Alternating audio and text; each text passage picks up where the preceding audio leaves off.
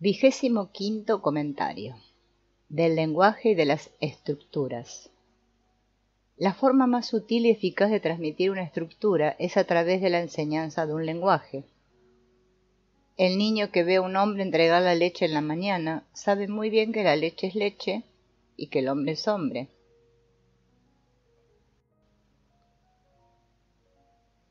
Nosotros destruimos esa sabiduría, le enseñamos a hablar, le decimos, él es un lechero, este otro es carpintero y aquel maestro. El pequeño empieza a creer que el hombre es su manifestación, que es enteramente lo que hace, y él mismo dice que al crecer se convertirá en una actividad, será aquello que los otros han definido y aceptado como ser. No puede recordar que alguna vez el hombre que vio era simplemente un hombre, y menos aún aceptar que él mismo también lo es. Aprende a jugar a ser y comienza a necesitar que los otros le enseñen lo adecuado y lo esperado para cada situación de ser. De antemano piensa que es imposible actuar sabiendo, puesto que esa sabiduría implica datos que debe adquirir. No puede recordar que lo más simple es saber y que siempre ese saber es el mismo, independientemente de la actividad que se desarrolle. 26º comentario. De la riqueza. Algunas personas necesitan rodearse de situaciones sofisticadas. Se hacen servir su comida diaria por meseros. Se transportan en limusinas con choferes y se pintan al óleo. Asisten a fiestas deslumbrantes y no soportan que no se les observe y admire. Les avergüenza no estar a la última moda y se sienten desdichadas cuando en una competencia de apariencias resultan vencidas. Pobre gente, cree ser feliz y no soporta estar un minuto consigo misma porque se aburre. Solo está contenta cuando se ve rodeada de gente que ha sobresalido o que es considerada muy importante. Esas son las personas que más dependen de la aceptación que el otro les manifiesta. Nunca son ellas mismas, siempre son lo que el otro desea que sean. Es tanto el desprecio que sienten hacia sí que desprecian a todo aquel que consideran inferior. La necesidad que tienen de ser aceptadas por gente importante refleja su creencia en que por esta sola asociación adquirirán para sí la importancia que el otro posee. Sus relaciones siempre tienden a convertirlas en propiedad o en objeto de uso del otro. Es tanta la ignorancia que esas personas tienen acerca de su situación, que incluso tratan de transferirla a sus hijos. Estos últimos viven generalmente en el terror y reaccionan ante él de varias formas. Ya deciden aceptar el camino que se les ofrece volviéndose absolutamente dependientes. Ya lo rechazan manifestando las más convincentes señales de independencia. Aunque la manifestación sea diferente, en el fondo representa lo mismo, es decir, una dependencia de la dependencia o una dependencia de la independencia. Existe, sin embargo, una tercera forma de reacción que consiste en encerrarse en uno mismo sin aceptar ni rechazar propiamente el camino. Las personas que se deciden por esto son las que buscan desesperadamente el ser, y las que en última instancia lo encuentran alguna vez.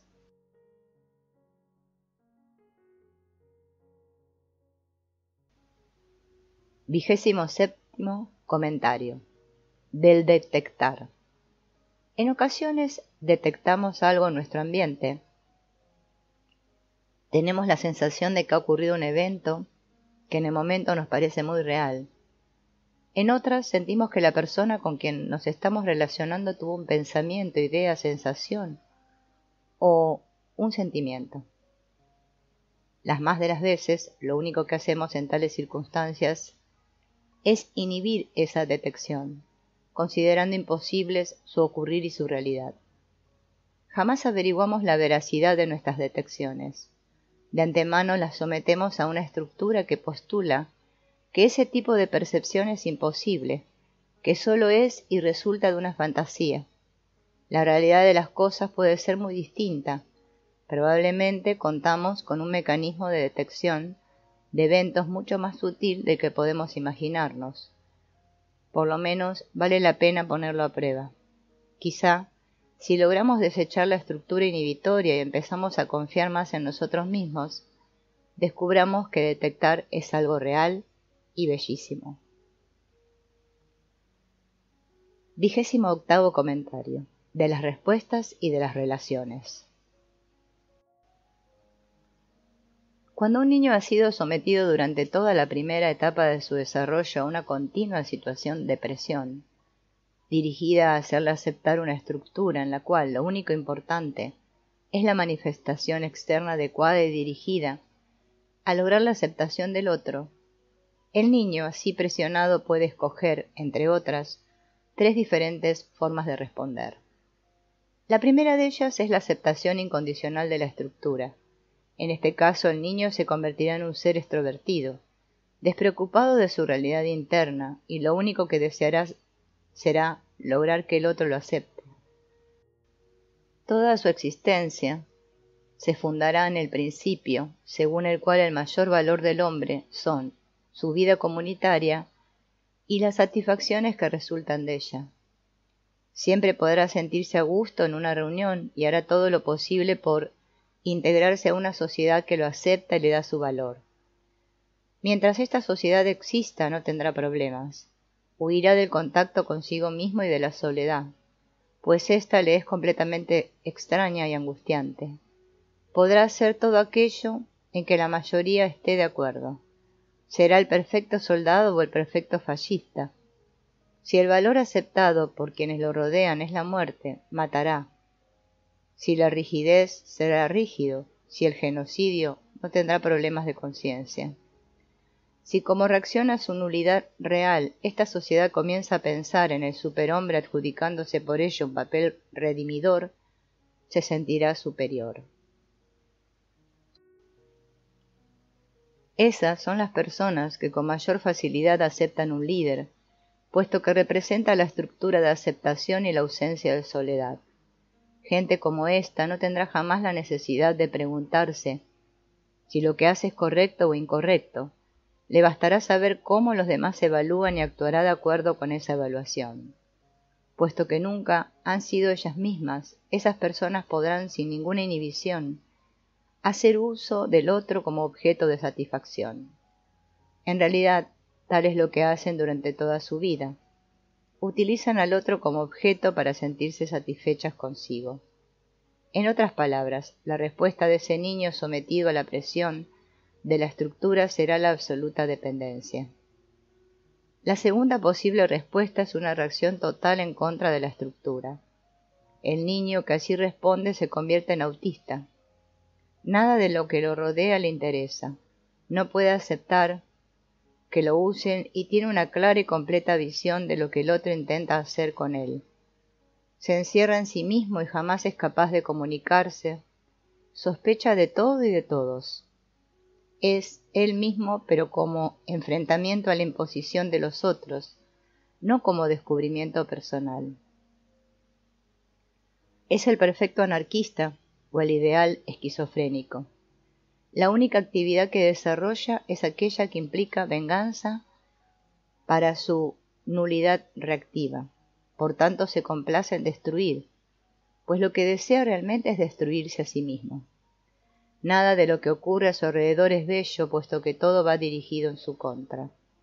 Busca explicaciones para los actos de los otros, y las únicas que conoce son las que le indican que la motivación del otro es siempre atacarlo y destruirlo. Aparentemente es independiente y libre. En realidad vive en una cárcel absoluta. Depende del otro para hacer lo contrario de lo que el otro espera que haga, sin darse cuenta de que el otro está en él. La tercera posibilidad de respuesta es intermedia. No es ni la primera ni la segunda. Es algo entremezclado y al propio tiempo diferente. El niño que escoge esta respuesta vive atemorizado por la estructura, pero es incapaz de oponerse totalmente a ella, y más aún de aceptarla. No conoce ni se imagina cuáles son las motivaciones de los otros. Estos se convierten en algo mágico para él. Jamás pensará que desean usarlo como objeto, más bien confiará en que los otros quieren su bien, y por tanto actuará en correspondencia. Se sentirá obligado a hacer cosas que en realidad no desea realizar, no porque acepte incondicionalmente la estructura, sino porque simplemente no es capaz de creer que ésta exista.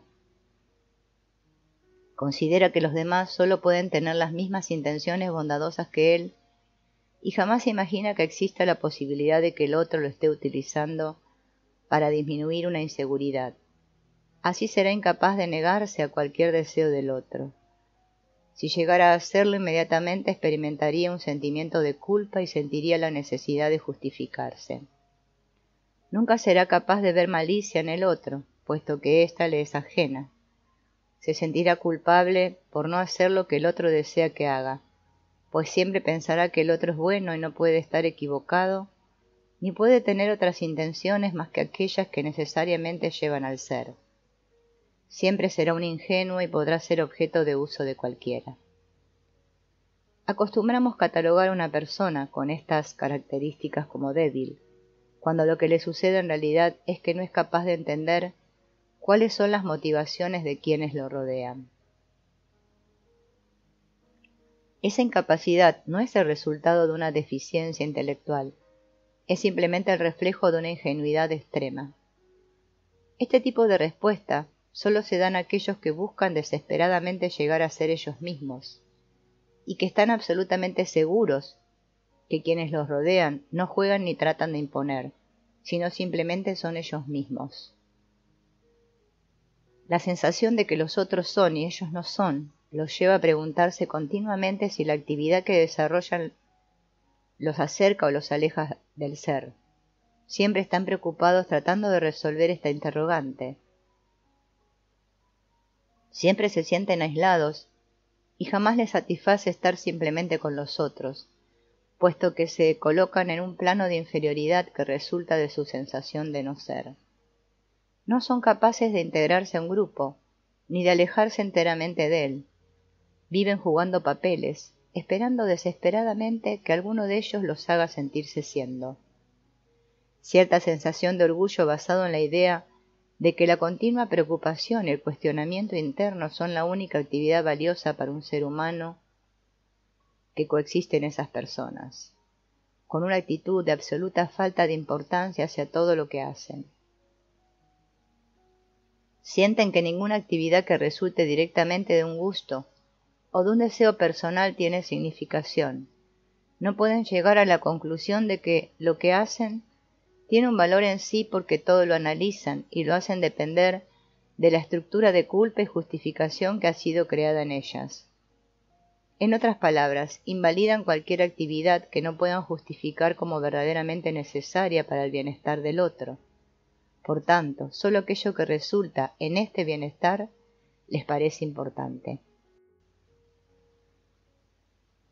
Si la actividad solo tiene conexión con ellas mismas, sin que pueda causar bienestar directo al otro, entonces esa actividad no tiene importancia.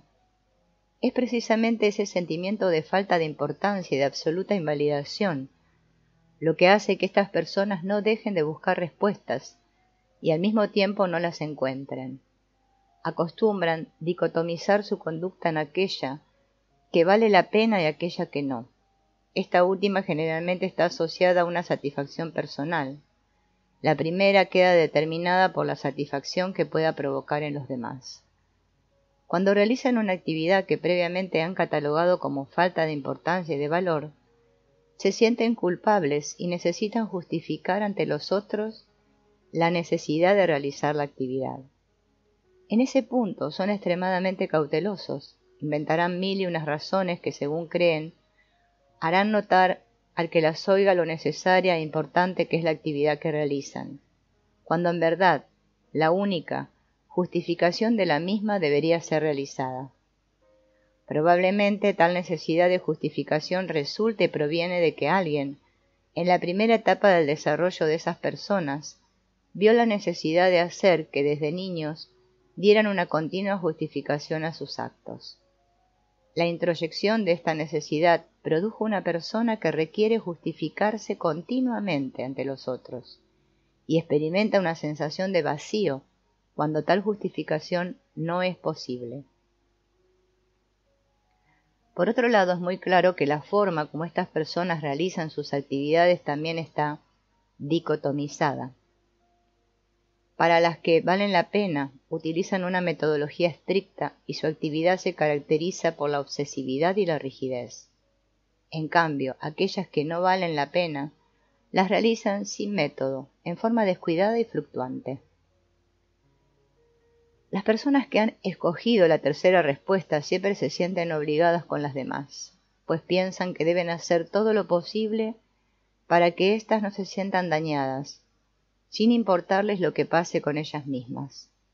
Hacen creer al otro que están de acuerdo con sus estructuras, no porque sean hipócritas, sino con el único fin de no hacer que quien las manifiesta se sienta mal. No soportan que nadie dependa emocionalmente de ellas, y menos aún caer ellas mismas en dependencias. Sin embargo, tienden a depender de quienes gustan de usar a los hombres como objetos. Como no son capaces de ver la real intención del usuario debido a que no conciben que tal motivación exista, por no existir en ellos mismos, acceden a depender, como resultado de su deseo de no hacer daño a alguien que aparentemente tanto las necesita. Estas personas muestran continuas fluctuaciones en su conducta. En ocasiones actúan en forma enteramente similar a como lo hace el que escogió la primera respuesta y en otras como el de la segunda. Esas fluctuaciones no son más que huidas, escapes de una situación que comienza a tornarse insostenible. Probablemente la fluctuación que ocurre con mayor frecuencia es la que se asocia con la segunda respuesta, es decir, un encierro en sí mismo. ¿Qué sucede cuando se encuentran dos personas que han escogido iguales o distintas respuestas? Si las dos pertenecen a la primera respuesta, el carácter de su relación será enteramente comercial o jurídico. Manifestarán todas las conductas que quienes la rodean consideran identificables con el amor. Sin embargo, nada estará más alejado que este sentimiento. Lo que sostendrá la relación será un simple pacto o acuerdo, y el único sentimiento probable será el temor a la pérdida. Cada una utilizará a la otra como objeto de uso personal. Si ambas pertenecen a la segunda respuesta, la relación será en extremo destructiva. Lo que las unirá será solo un afán de competencia, una carrera que cada una intentará ganar a la otra. Si una pertenece a la primera y la otra a la segunda, la relación tendrá componentes sadomasoquistas. La de la primera se someterá incondicionalmente a las decisiones de la segunda.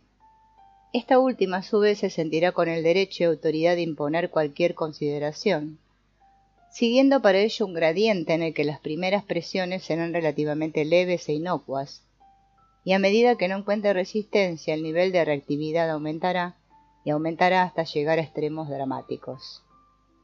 Las relaciones entre una persona que ha escogido la primera y la otra que ha optado por la tercera estarán caracterizadas por la continua aparición de sentimientos de culpa en la de la tercera y de frustración permanente en la de la primera. Ninguna de las dos podrá ofrecer a la otra lo que verdaderamente necesita. La de la primera intentará usar a la otra como vehículo de disminución de su inseguridad, y la de la tercera caerá en la más profunda de las dependencias. No querrá hacer daño y accederá frente al usuario. Surgirá una situación completamente estructurada y por tanto redundante, vacía y falsa. Si la relación se establece entre una persona que escogió la segunda respuesta y otra que optó por la tercera, el único resultado posible será la aceptación de la estructura por parte de esta última, seguida de un rechazo de la misma. La relación se caracterizará por su carácter fluctuante. Se establecerán poderosos lazos de interdependencia que harán sumamente difícil la comprensión del carácter real de la relación. Solamente en el momento en que la persona de la tercera respuesta se dé cuenta del manejo que se le ha impuesto, habrá una reacción que podrá consistir en el rechazo de la relación con la consiguiente búsqueda de nuevos caminos, o en su hundimiento en la más profunda de las depresiones. La relación entre dos personas que han escogido la tercera respuesta es la más interesante y compleja por su intensidad, su realidad y porque cursa a través de diferentes etapas y fases, cada una de las cuales acerca a las dos al ser. Esto indica que de todas las posibles relaciones mencionadas es esta probablemente la más pura. 29º comentario. De las manipulaciones. Existen personas que sienten gran necesidad de aplicar un chantaje emocional a otras. Este chantaje no es más que una manipulación mediante la cual quien lo utiliza desea sentir que tiene un poder y una dominación absolutos sobre otra persona. La manipulación consiste en crear sentimientos de culpa a través de una continua queja acerca de los daños que la persona a quien se quiere manipular ha causado a la que manipula. Aseveraciones como «mira lo mal que estoy por tu culpa» o «mira todo lo que me hace sufrir y lo que estoy sacrificando solamente porque tú estés feliz», etc. Crean en aquellos a quienes se dirigen una sensación de que por necesidad deben ceder en lo que no quieren hacer para lograr que la persona que se ha sacrificado tanto pueda tener por lo menos alguna satisfacción. Por supuesto, tales aseveraciones nunca están justificadas, siempre surgen de la inseguridad profunda de quien las utiliza, y además de una convicción muy arraigada en el sentido de que nadie tiene derecho a hacer lo que realmente quiere. Esta convicción es simplemente la reacción ante una situación en que la persona que necesita manipular se ha colocado. Tal situación es siempre una en la cual lo que realmente desea o pretende esa persona está bloqueado o impedido por alguna estructura o compromiso.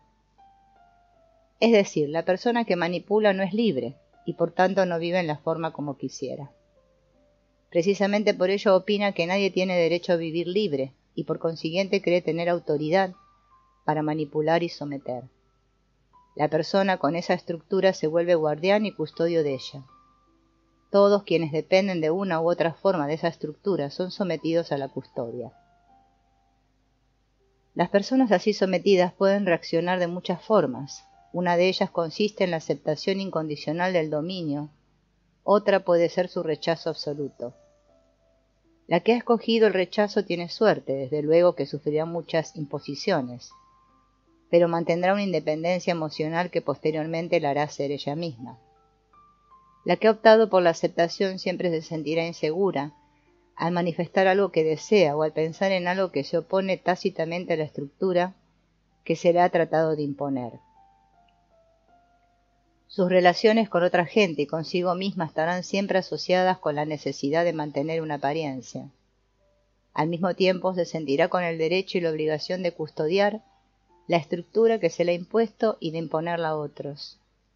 Obviamente se ha transmitido la situación original y esa transmisión hace que se perpetúe la necesidad de imposición. Solo en el momento en que las personas que tienen la necesidad de imponer estructuras empiecen a descubrir su propia valía, solo entonces empezarán a cambiar, y ese cambio siempre implicará tirar por la borda toda su historia. 30º comentario. De la necesidad de imponer. La necesidad de imponer una estructura tiene como base y motivo la idea de que aquel a quien se le impone es simplemente una propiedad y el que le impone el propietario. Implica una básica y definitiva falta de respeto en la capacidad pensante de ambos, del que impone y de quien la recibe. La razón de esto último es muy fácil de entrever. La estructura fija y determina en forma explícita cuáles conductas son las esperadas y cuáles las esperables. Al seguir las normas asociadas a una estructura no es necesario pensar, ni existe riesgo alguno de cometer algún error. En cambio, al confiar en uno mismo sí existe riesgo. Si la persona se conociera, sabría que siempre es más productivo dejar sin trabas los procesos mediatorios de pensamiento, pues en tales condiciones de desinhibición, estos cursan y se manifiestan mucho más creativamente que cuando son bloqueados por un determinismo. La inseguridad que estas personas sienten de sí es lo que explica todas estas conductas. Dicha inseguridad está a su vez determinada por una actitud analítica con la cual continuamente valoran sus conductas y las motivaciones con ellas asociadas. Tal actitud fue creada a su vez por alguien que impuso la necesidad de valoración al juzgar los actos y manifestaciones conductuales de quien así se volvió analítico. Por otro lado, la necesidad de imponer una estructura surge paradójicamente de la inseguridad que se tiene acerca del valor de la misma. Esta inseguridad impulsa a tratar de convencer al otro acerca de la necesidad e importancia de aceptar la estructura. El que impone la estructura desea que ésta sea aceptada por el otro, puesto que tal aceptación implicaría darle más realidad a la misma y por tanto disminuiría la inseguridad básica acerca de su valor. Si la persona estuviese enteramente segura de lo que piensa, no necesitaría imponer nada en absoluto, puesto que sus pensamientos en esta situación no requerirían ningún acuerdo para adquirir mayor realidad. Serán reales por sí mismos. La idea de que al conseguir el acuerdo del otro se le da mayor realidad a una idea o concepto, surge del proceso de socialización en que se nos enseña a pensar que el valor más importante es compartir realidades con la gente que nos rodea. Por otro lado, la idea de que es necesario lograr el acuerdo del otro para poder considerar algo como real, proviene del funcionamiento del mecanismo pontificio decididor de realidades, el cual tiene como premisa básica considerar que algo tiene realidad física siempre y cuando todos estén de acuerdo en estimarlo así. Una idea no puede nunca tener el mismo carácter que un objeto, y por tanto no es necesario que se comparta para que se adquiera realidad. Esta verdad no la reconoce el decididor de realidades, que más bien piensa lo contrario y por ello actúa en correspondencia. De ese modo y por la influencia del decididor, sometemos nuestros pensamientos al veredicto del acuerdo. Si éste se consigue no tendremos problemas, pero si no, empezaremos a dudar de nosotros mismos. Habremos subordinado nuestra realidad interna al consenso general. Lo estúpido de todo este proceso es que aquel a quien se subordina nuestra realidad interna tiene exactamente el mismo mecanismo de dependencia del acuerdo que nosotros. En esa forma, cada quien depende en su realidad interna de la aceptación de ella por el otro. De ahí que lo único que surge de esta situación son el absurdo y la comedia más trágica. 31º comentario. De la trilogía: superioridad, inferioridad, dependencia. Una de las vivencias más desastrosas que le pueden ocurrir a un niño es desarrollarse en una familia donde continuamente aflore la idea de que, ya sea por su situación económica o por su situación intelectual, otra familia se encuentra en un plano superior. Oír que sus padres se consideran inferiores provoca en el niño una serie de dudas muy intensas acerca de su propio valer. En esta situación, el niño puede empezar a pensar que por naturaleza él no posee las condiciones necesarias para lograr hacer lo que realmente quiere. Sus derechos son inhibidos de antemano por la idea de quienes lo rodean, que son siempre mejores o más sabios, y cree por tanto que su actuación debe llevarlo a ser aceptado por ellos. Igual o más desastrosa es la vivencia opuesta, es decir, cuando la familia o el grupo a que pertenece el niño tiene la fantasía de ser mejor y superior a los que lo rodean. Las dos situaciones tienen en común la dependencia. El niño empieza a considerar como más importante ajustarse a la forma externa en que los otros lo definen como superior o inferior, y no se crea en él la seguridad de que él mismo es el único capaz de definirse. 32º comentario. De la expansión del pensamiento. Es experiencia común la sensación de que no podemos comunicar todo lo que pensamos. La razón de esta dificultad es doble. En primer lugar, poseemos mecanismos inhibitorios que se activan en el momento en que hacemos una valoración del efecto que puede causar en el otro decir lo que pensamos. Por supuesto que esa valoración solo resulta de una inseguridad de nosotros mismos y de la estructura según la cual es más importante la forma como el otro me ve y me acepta, que la forma como soy en realidad. Los mecanismos inhibitorios que se ponen a funcionar en estas situaciones son resultado probable de un proceso de interferencia entre el mecanismo que traduce la información interna en conducta verbal y la puesta en marcha del mecanismo asociado con el proceso de valorización. En ocasiones, el proceso de valorización no se asocia a la estructura de aceptación, sino simplemente a la idea de que el otro no es capaz de entender lo que realmente se está pensando. El resultado en este caso es similar al del anterior. Hay una inhibición interna que impide la comunicación. El efecto de la inhibición no es solamente una disminución en el número de verbalizaciones, sino también una alteración en la veracidad de las mismas. Se empiezan a decir cosas que realmente no se piensan, y esto lleva a una situación de falsificación en la expresión de la realidad interna, que produce una sensación de alta frustración. La dificultad en la comunicación tiene también otra razón de ser. Nuestros procesos de pensamiento son generalmente más rápidos que cualquier sistema conocido para representarlos. La cantidad de información que manejamos en determinado momento es tan grande que el proceso de verbalización solamente se echa a andar en el instante en que llegamos a una conclusión o integración resultante de todo el manejo previo. Si verbalizamos solamente la resultante, sin hacer mención de todo el proceso de manejo de información que nos llevó a ella, lo único que lograremos será que quien nos escuche no nos entienda. Deberíamos, pues, intentar reproducir en nuestras comunicaciones verbales no solamente las conclusiones a que llegamos, sino toda la secuencia del manejo de datos que nos llevó a ellas.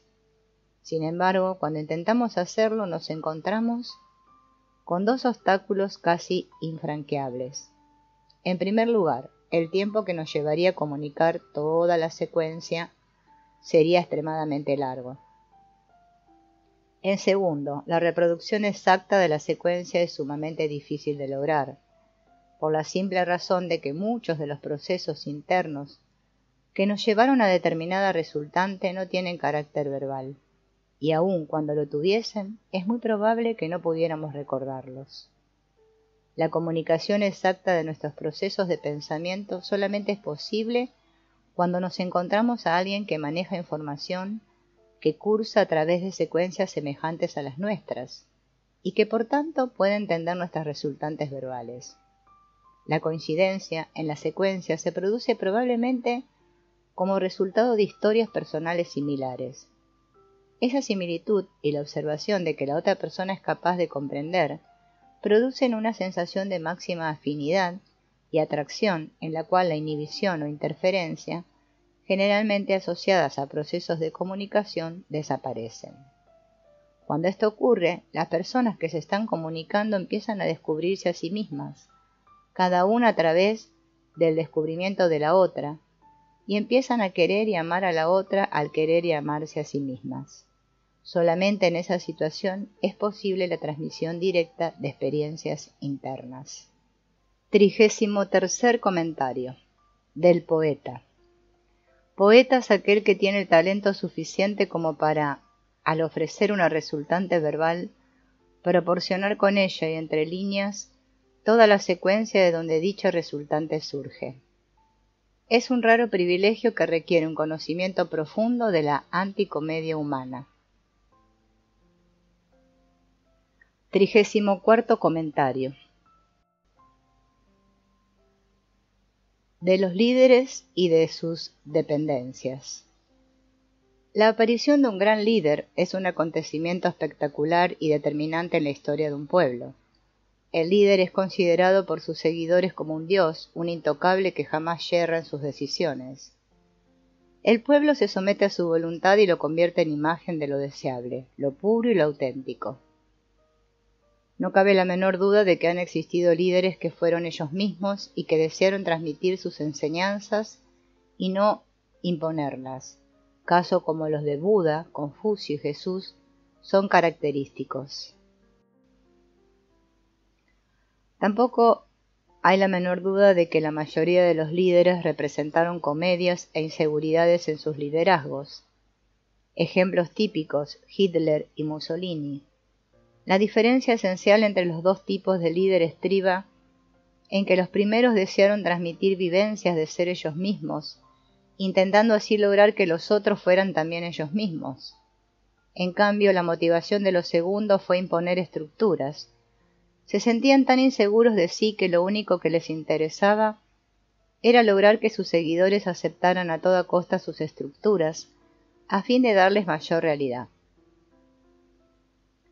Los seguidores consideraban a estos líderes como los representantes de la seguridad e independencia personales, y no se daban cuenta de que estos, sus líderes, dependían de la aceptación de los otros para ser ellos mismos, y que por tanto eran los más dependientes e inseguros de sí de entre todos los que los rodeaban. La necesidad de aceptación se manifestó en todas sus conductas, desde el gran valor y énfasis que ponían en su apariencia personal, hasta lo impresionante, teatral y dramático de sus discursos. Las personas que aceptan un líder con esas características son aquellas que han sido entrenadas para considerar la manifestación externa o apariencia como sinónimo de la realidad interna, las que precisamente por ese motivo necesitan continuamente la aceptación que el otro les brinda. La aparición del líder fantoche y la aceptación del mismo por sus seguidores es únicamente una comedia de mutuas inseguridades que se ven falsamente disminuidas al compartir estructuras. 35º comentario. Del ser espectador de sí mismo. Ocurre con frecuencia que las personas que tienen una larga historia de imposiciones son continuamente espectadoras de sí mismas. Solo en raras ocasiones pueden vivir una situación sintiendo que participan en ella, sin cuestionar su participación. Generalmente evalúan su conducta utilizando como parámetro el que ésta se ajuste a determinada estructura.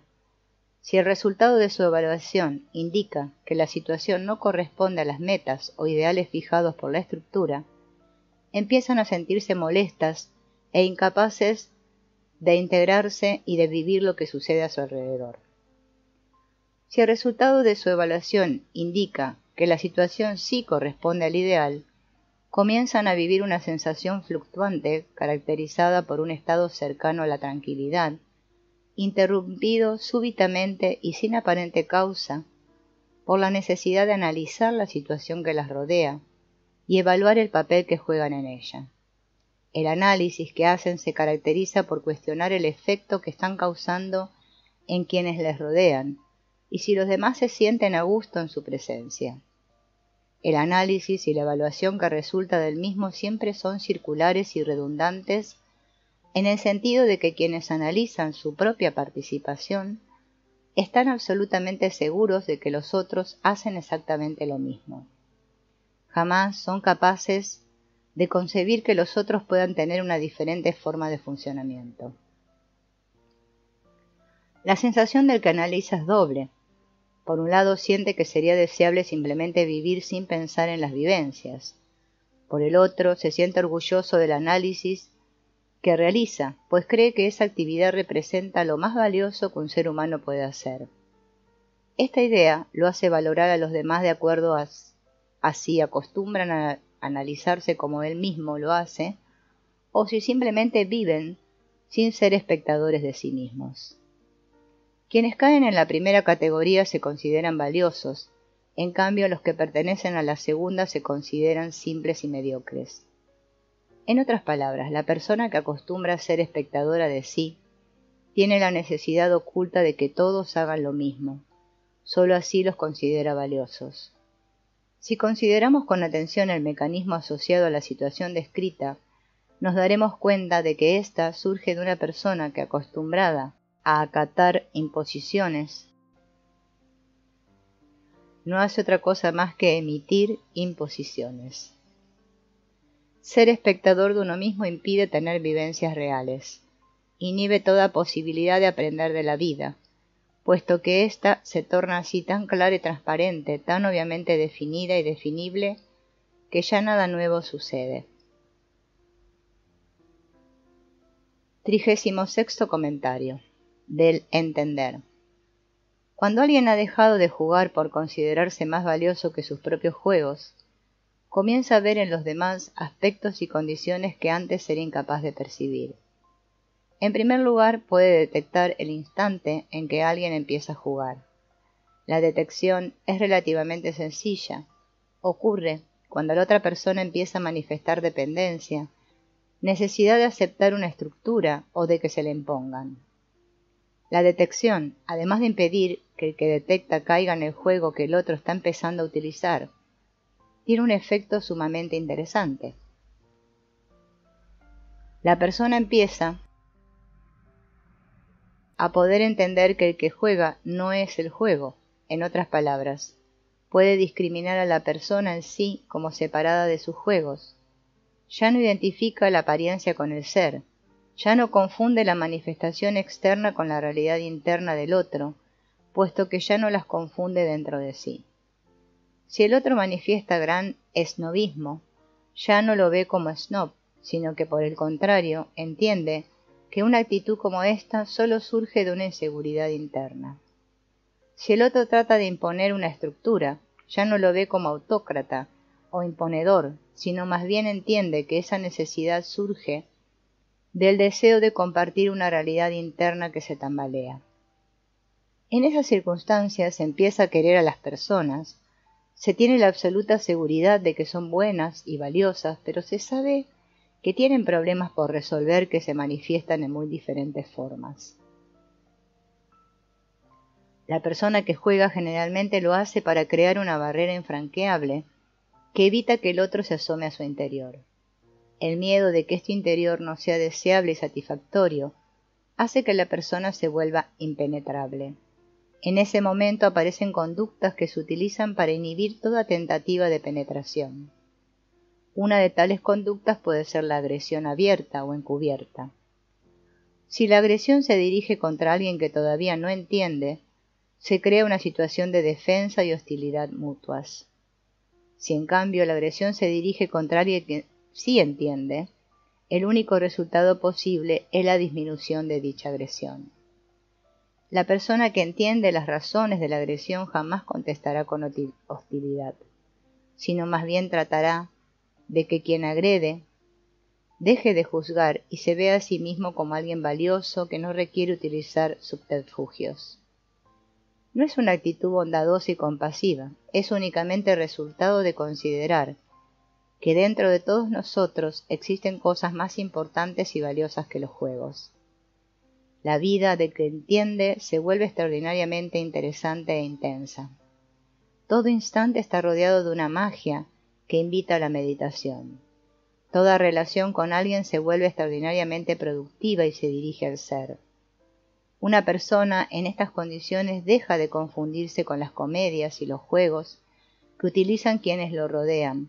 Antes bien, esas comedias y juegos solo le enseñan que el hombre es, en sí mismo, un dios y que sus manifestaciones de odio, agresión, autoritarismo, etc., solo son señales de un camino que recorre y que va dirigido siempre al encuentro de sí mismo.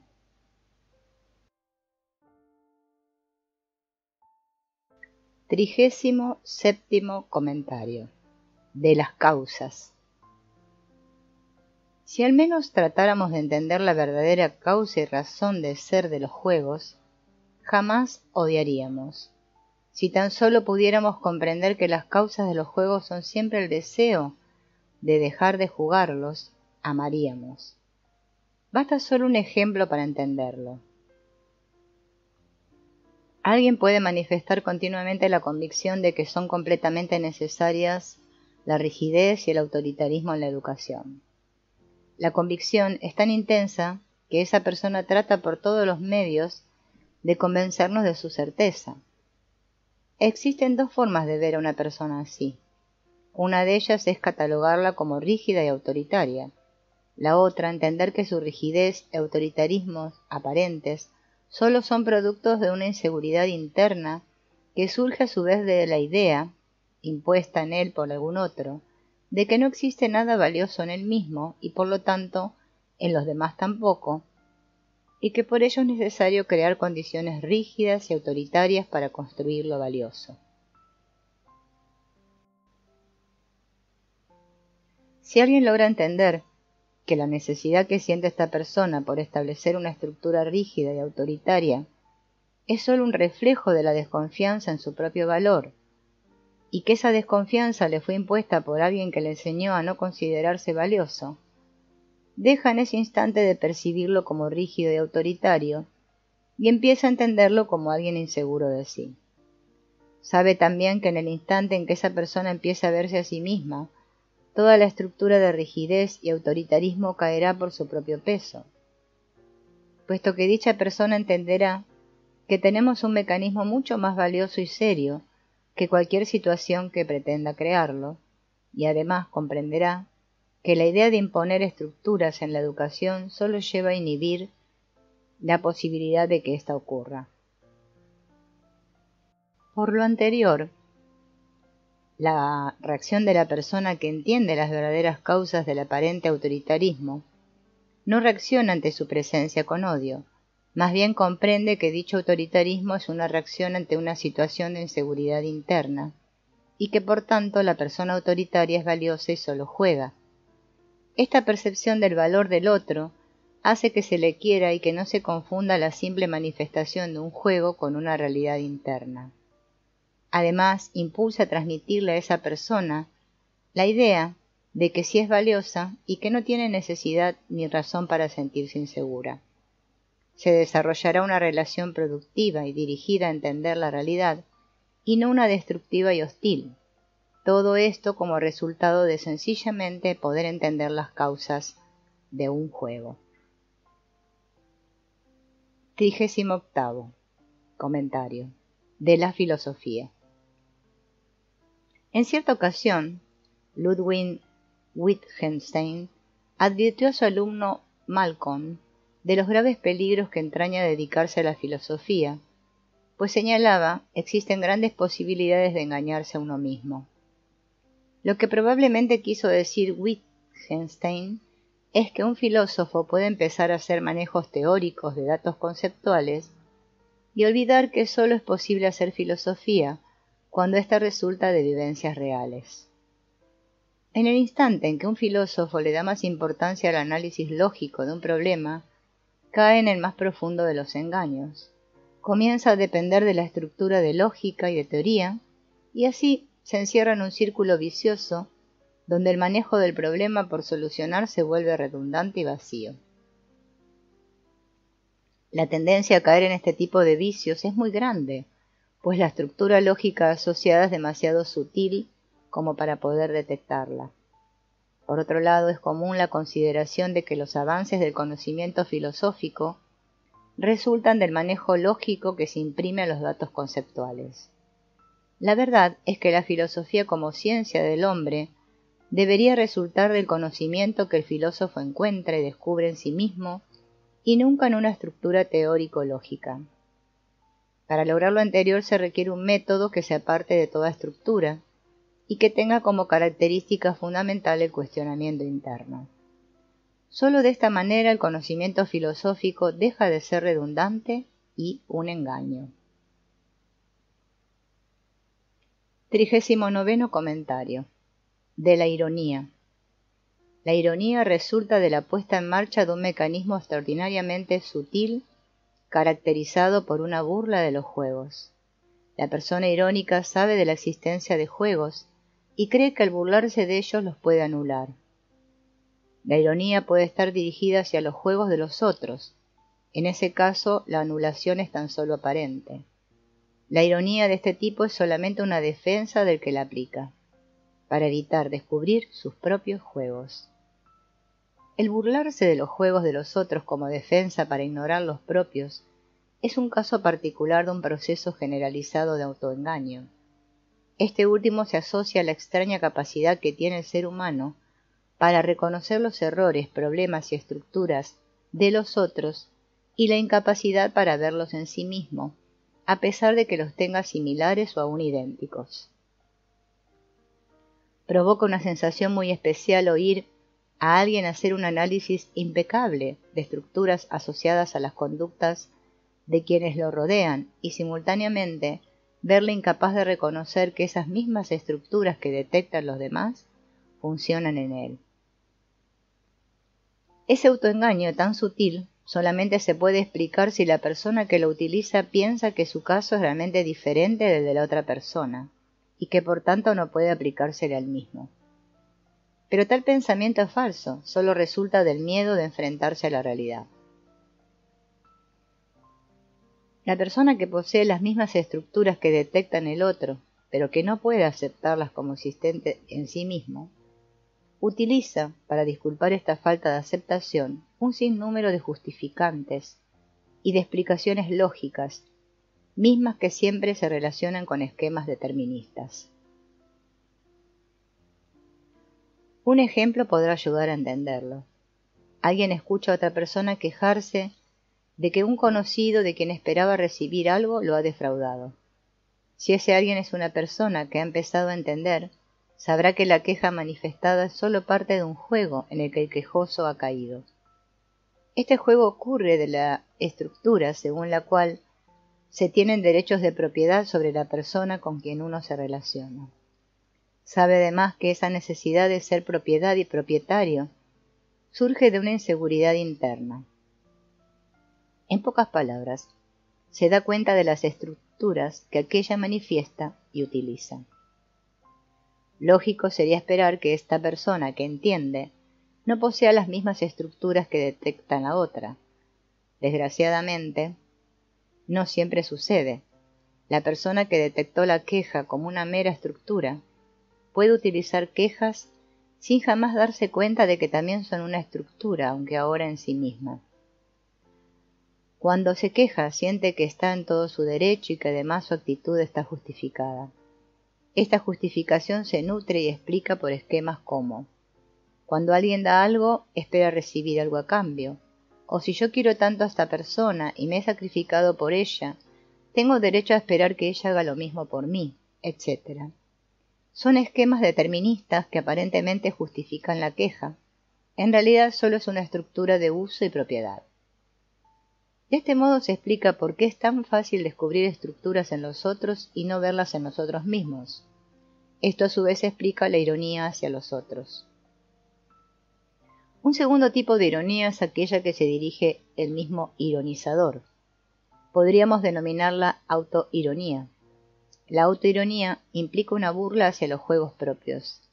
El ser autoirónico sugiere tener un conocimiento muy objetivo de los juegos propios y de las estructuras con ellos asociadas. Escuchar a alguien autoironizarse constituye una experiencia deliciosa en que se goza con el sentido del humor más profundo que alguien pueda desarrollar. Sin embargo, autoironizarse no deja de ser una defensa. Quien ironiza consigo siente que al burlarse de sus propios juegos obtiene el derecho de jugarlos sin culpa. Se esperaría que la persona autoirónica no jugara, pero desgraciadamente no ocurre así. La autoironía en este caso es solo una intelectualización que no provoca cambios reales. Cuando una persona no juega, no tiene por qué ser irónica, y por tanto, el que es irónico consigo sí está jugando. 40º comentario. De ser un efecto. Cuando alguien empieza a pensar que tiene un camino que seguir y lo considera fijo y determinado, solo está demostrando que ha dejado de ser causa y se ha convertido en efecto. Son los demás quienes están fijando su camino y no él mismo. De la misma manera, cuando alguien utiliza un esquema lógico para explicarlo todo, significa que ese esquema ha sido descubierto por otro y no ha resultado de una vivencia real. Las dos condiciones anteriores tienen en común el hecho de que la persona actúa limitándose al determinismo y las estructuras de los otros, es decir, como efecto, y no en base a sus propias experiencias. Convertirse y actuar como efecto y no como causa hace que el mundo deje de enseñar, impide poder aprender y produce una sensación de vacío donde lo único importante es asimilar las enseñanzas del otro. Nunca, en esa situación, se considera posible realizar descubrimientos propios. Si estos ocurren, se ponen en contradicho esperando la valoración y el arbitrio del otro. Si el otro considera que el descubrimiento no es valioso, éste deja de serlo. Si estima que tiene valor, deja de ser descubrimiento. Si el otro enseña cuál es el camino, éste se considera incambiable y determinado. Si en el camino ocurre una vivencia que no está de acuerdo con la consideración del otro, se le sacrifica en aras de esa consideración. Cuando alguien deja de maravillarse por el universo, demuestra que se ha convertido en efecto y ha dejado de ser causa. 41º comentario. Del grado de socialización. El grado de socialización está en relación directa con la rigidez del mecanismo pontificio decididor de realidades. Por tanto, la capacidad de imaginación y la de vivencia guardan una relación inversa con el grado de socialización. Así, alguien que no esté enteramente socializado será creativo, imaginativo y vivirá sus sueños como realidades. 42º comentario. De la capacidad de entender. El cerebro del ser humano contiene de 10 a 12.000 millones de neuronas. El monto de posibles combinaciones entre tal cantidad de elementos es semejante a la cantidad de partículas del universo conocido. El número de patrones específicos de activación neuronal es prácticamente infinito. La complicación de los procesos de integración que lleva a cabo esta estructura es mayor que la de cualquier modelo que intente explicarla. Así, si nada es más complicado que el cerebro que cada uno de nosotros posee, entonces podemos entenderlo todo. 43º comentario. De la rigidez y de la obsesividad. La rigidez y la obsesividad siempre se presentan juntas y tienen las mismas causas. Un individuo rígido es aquel que no puede aceptar que alguien manifieste una opinión, idea o conducta diferentes de las que él mismo tiene. Además, se caracteriza por una tendencia permanente a imponer estructuras. A pesar de que manifieste lo contrario, la persona rígida no tiene capacidad de decisión.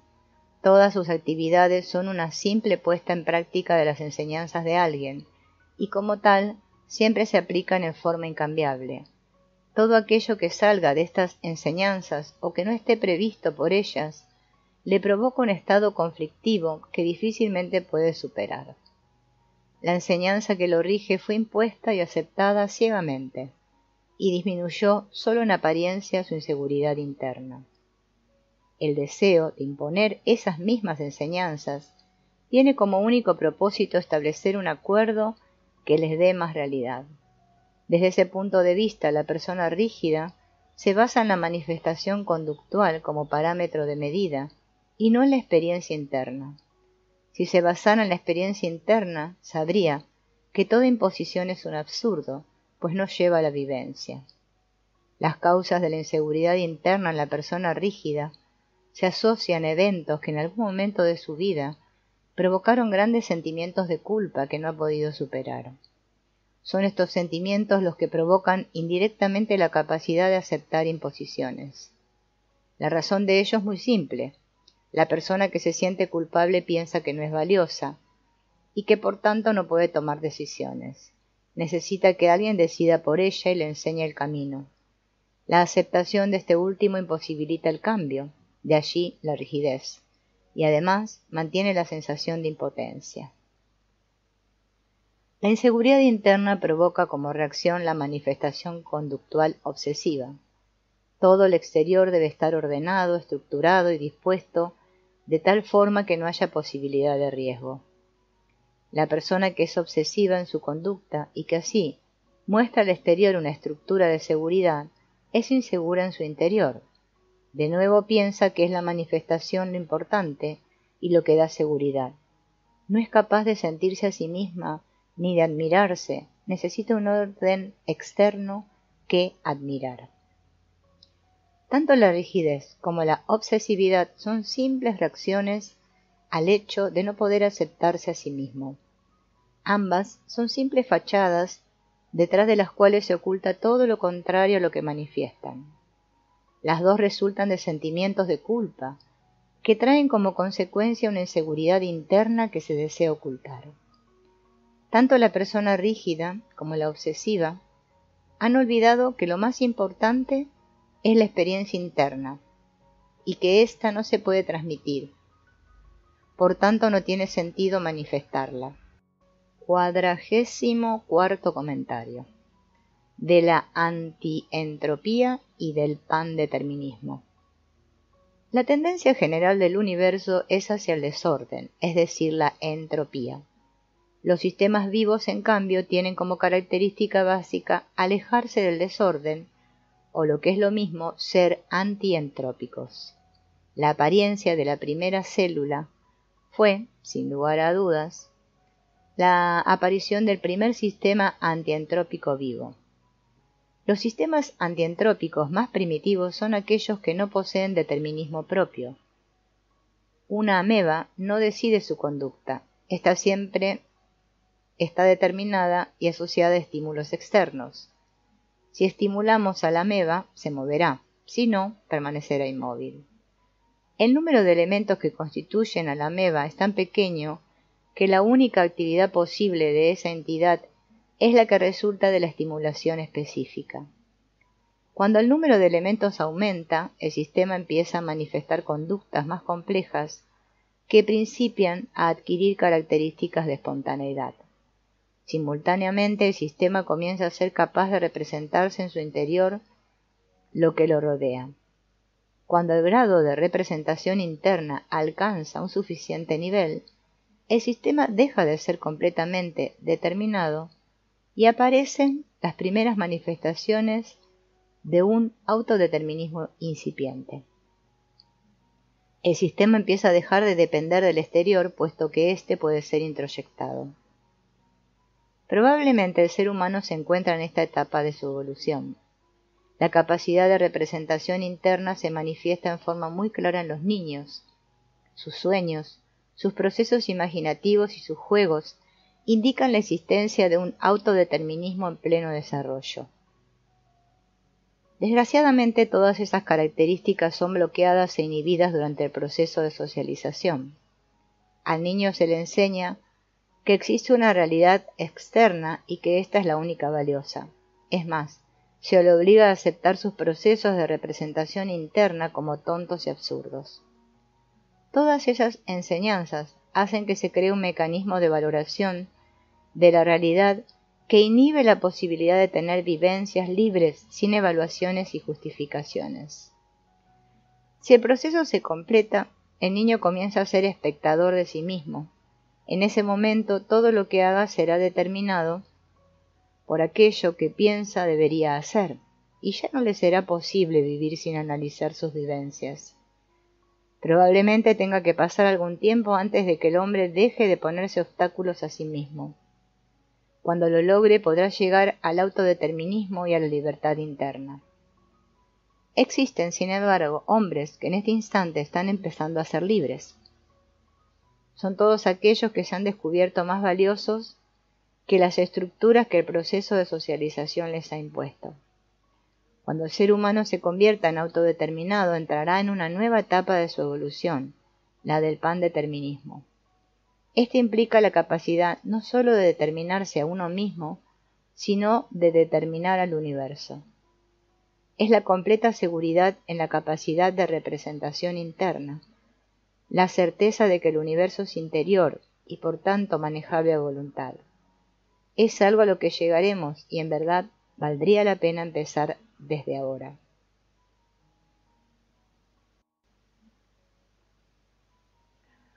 Cuadragésimo quinto comentario.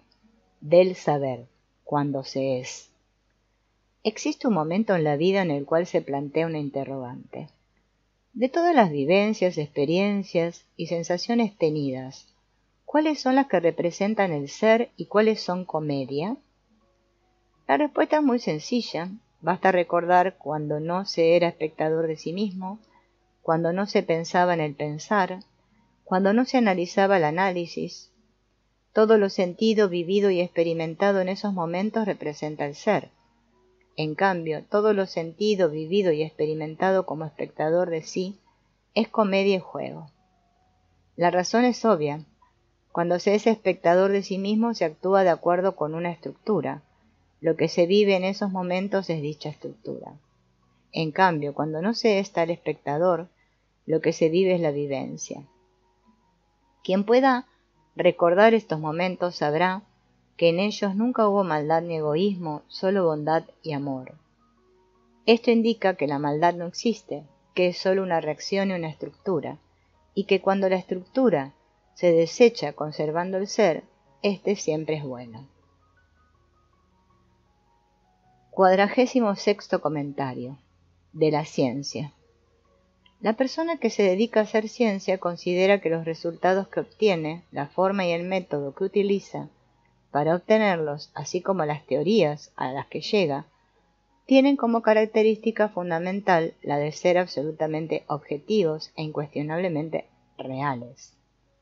Piensa además que la ciencia que lo ocupa no depende ni de la época en que se desarrolla, ni de la cultura que la sostiene, lo cual es absolutamente falso. La ciencia siempre es producto de la actividad de un hombre con una historia particular. Tanto la forma de aproximarse a la naturaleza como las teorías que surgen de esa aproximación son inseparables de la historia del científico. Basta un ejemplo para validar tal afirmación. Nuestra cultura sostiene como premisa básica que la realidad existe, independientemente de quien la perciba. Piensa al mismo tiempo que un objeto es real, en tanto muchos observadores estén de acuerdo en lo que es. Simultáneamente, considera que la realidad interna, no compartible, tiene un carácter subordinado y secundario con respecto a la realidad que sí se comparte. Estas consideraciones se reflejan en la ciencia neurofisiológica. Con raras excepciones, la mayoría de los estudios acerca de la actividad eléctrica de los sistemas sensoriales ha hecho determinaciones acerca de qué estímulos hacen responder a una neurona y no acerca de las características de los patrones de respuesta en esa célula. Tal predilección por el estudio de la actividad neuronal en términos de estímulos externos y no de patrones de activación internos ha retardado el conocimiento de la codificación neurofisiológica de la información.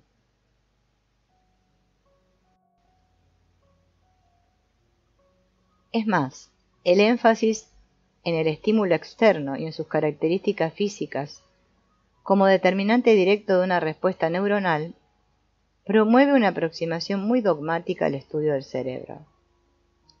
En dicha aproximación el cerebro es visto como una máquina determinista que responde en forma directa e invariable a las características físicas de los estímulos y no como un sistema plástico que cambia sus respuestas dependiendo de las memorias que son activadas por los estímulos que solo son reales y por tanto perceptibles en tanto evoquen un patrón de activación interno.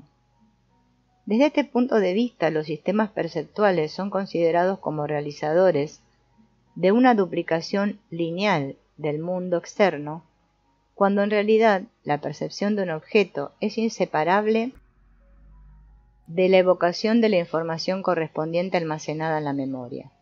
Así no hay una duplicación del mundo externo, sino más bien una construcción de él. El interés que la ciencia neurofisiológica pone en las características físicas de los estímulos es sólo explicable si pensamos que proviene de investigadores que han sido socializados en una cultura que considera los eventos externos como lo único valioso y real y los internos como falsos e irreales. Debemos recordar que la ciencia es una actividad humana y que por tanto depende en su aproximación y en sus teorías de la historia y la cultura particulares del hombre que la desarrolla.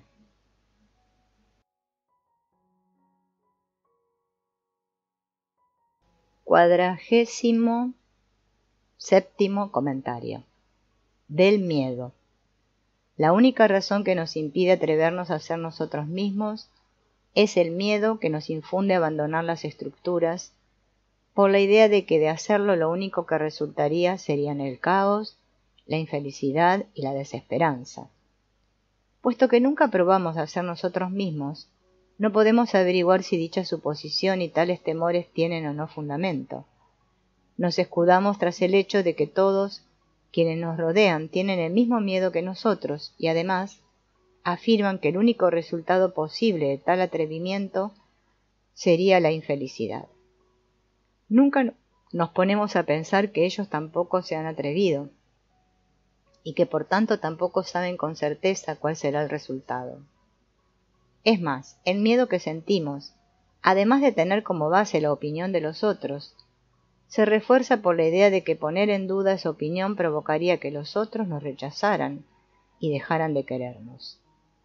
Si tan solo recordáramos que el mundo en que vivimos y las estructuras en que se basa han sido responsables, en lo que va del siglo, de la muerte de decenas de millones de hombres, si al menos trajéramos a la memoria la hipocresía que nos rodea, la pobreza que nos envuelve, la injusticia donde estamos sumergidos, si tan solo dejáramos de conformarnos con tanto, nos atreveríamos.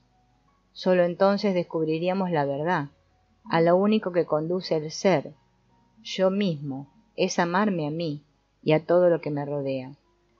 Sabríamos que toda la falta de amor de antes fue solo resultado de considerar los acuerdos y las estructuras como lo más significativo. Conoceríamos que nuestra realidad interna es más importante y valiosa que cualquier juego y que el resultado de hacer lo que realmente somos y no lo que los demás esperan que hagamos es todo lo contrario a la infelicidad, el caos y la desesperanza. En ese momento, cada instante de nuestra vida se convertiría en lo más importante y valioso. Amaríamos a cualquier persona con quien interactuásemos. Y todo esto como resultado de amarnos, confiar y ser nosotros mismos. 48º comentario. Del ser. La última etapa del cambio hacia el ser ocurre cuando acaban las dicotomías, cuando lo que se hace coincide punto a punto con lo que se piensa, cuando todo es importante y valioso y se deja de jerarquizar, cuando desaparece por completo la autocomplacencia, cuando deja de interesar que otros noten el cambio, cuando cada estímulo y cada situación enseñan, cuando se deja de dar valor diferente a las cosas, cuando todo se convierte en uno mismo, cuando se deja de analizar el análisis y se deja de pensar en el pensamiento, cuando se deja de pensar en el ser y se es, cuando se deja de actuar por recibir aprobación, cuando se deja de predicar y de imponer y únicamente se transmite, cuando se vive sin valorar la vivencia, cuando se ama a todo y a todos, cuando se es libre, cuando se llega al ser.